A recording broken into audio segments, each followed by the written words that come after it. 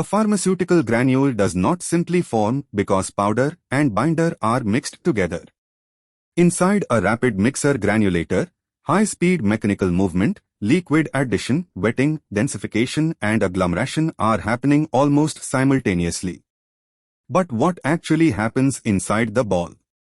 And how do the impeller, chopper, binder addition and process conditions transform a powder blend into granules suitable for downstream processing? In the next few minutes, let's follow the material through an RMG step by step. A rapid mixer granulator, commonly called an RMG, is a high-shear mixing and granulation machine widely used in pharmaceutical manufacturing, particularly for wet granulation of solid oral dosage forms. Its basic job is to combine powder ingredients, distribute the granulating liquid, and promote agglomeration to produce a wet granulated mass with the required characteristics. The important point is that an RMG is doing more than simple mixing. The impeller creates intensive movement of the powder, while the addition of a granulating liquid promotes particle-particle adhesion. The resulting wet mass is further processed by the mechanical action of the equipment. The exact equipment design varies between manufacturers, so the number, shape and arrangement of components can differ. But the fundamental principle remains similar. Before following the process, let's identify the major components. The mixing ball. The mixing ball contains the powder and wet mass during processing. Its geometry is designed to promote movement of material and minimize areas where powder can remain stagnant. The impeller. At the bottom of the ball is the impeller.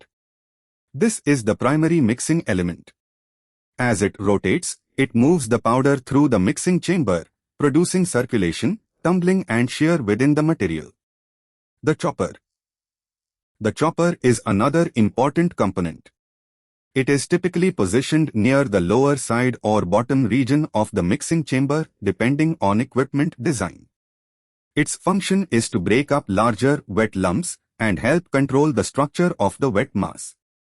Binder or granulating liquid inlet. The granulating liquid is introduced through a dedicated inlet or spray arrangement depending on the equipment design. The distribution of liquid is critical because uneven wetting can produce non-uniform granulation. Discharge system. Finally, the discharge arrangement allows the wet granules to leave the RMG and move to the next processing stage, commonly wet milling or drying depending on the manufacturing process. Now let's follow an actual wet granulation cycle. The first stage is charging the materials. The formulation may contain the active pharmaceutical ingredient along with selected excipients. The materials are loaded according to the approved manufacturing procedure.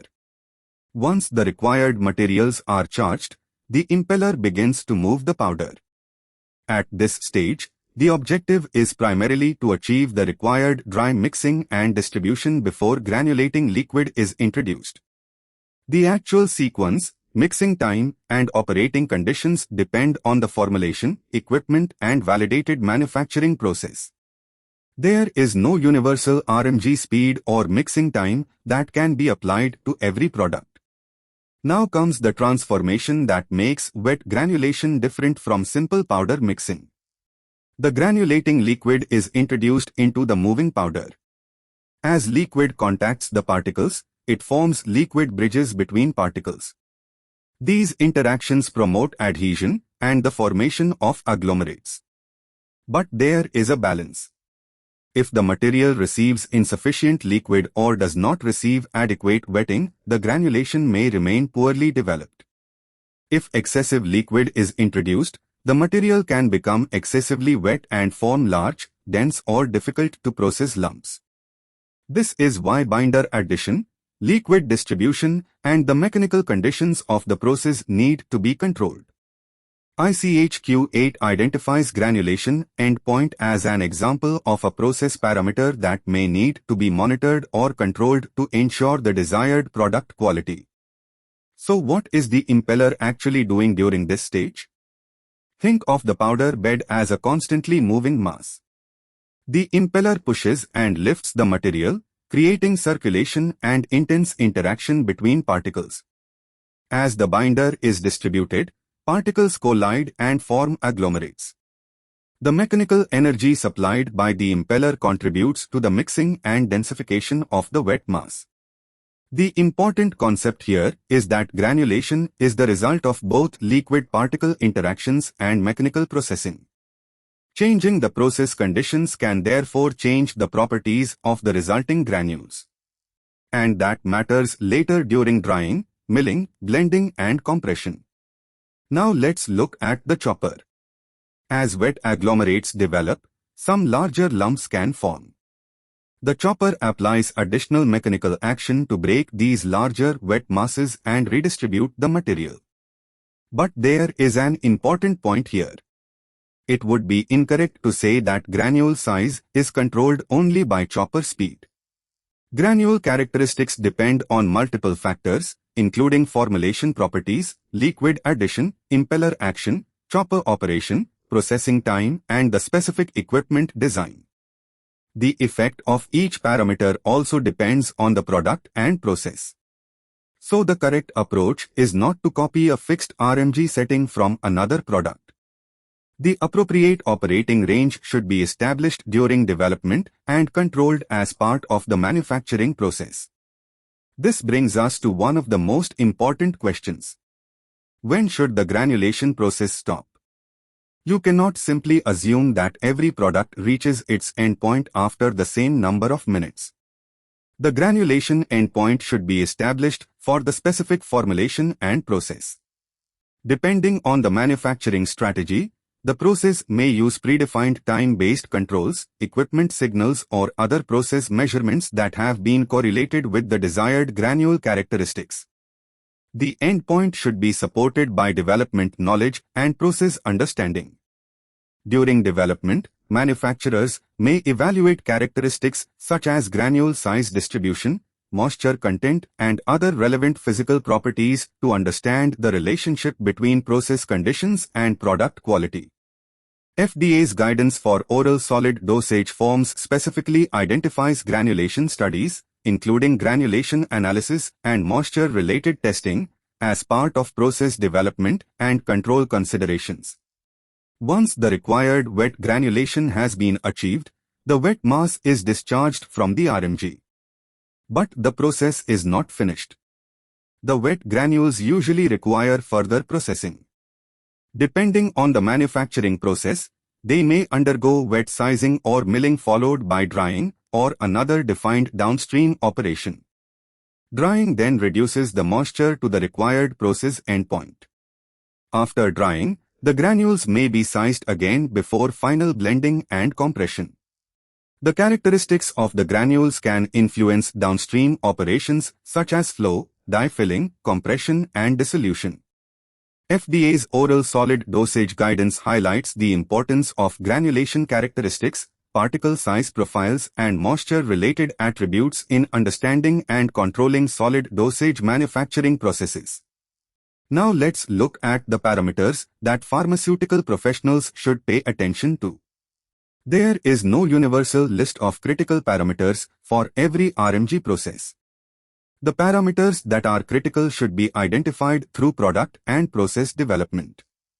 However, depending on the formulation and equipment, important variables can include impeller operating conditions, chopper operating conditions, amount and rate of granulating liquid addition, mixing or granulation time, material load, granulating liquid characteristics, and the granulation endpoint.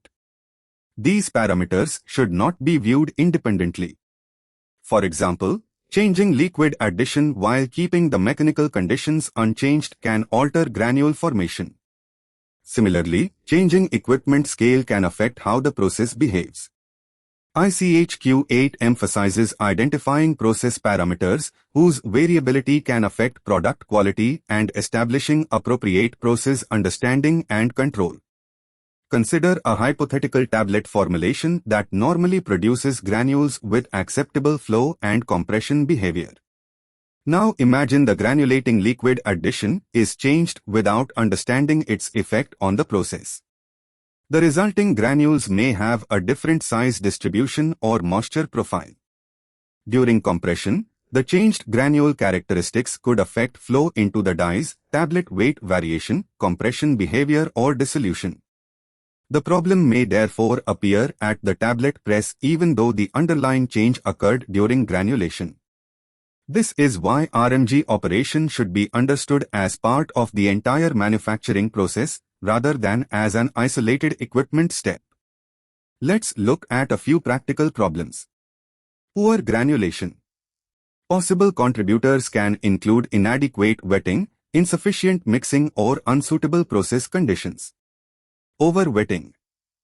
Excessive liquid or inappropriate addition conditions can result in an excessively wet mass or large agglomerates.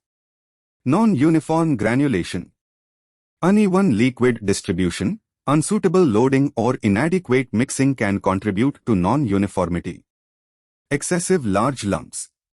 This can indicate that the wet mass is not being adequately broken down or that the process conditions are producing excessive agglomeration.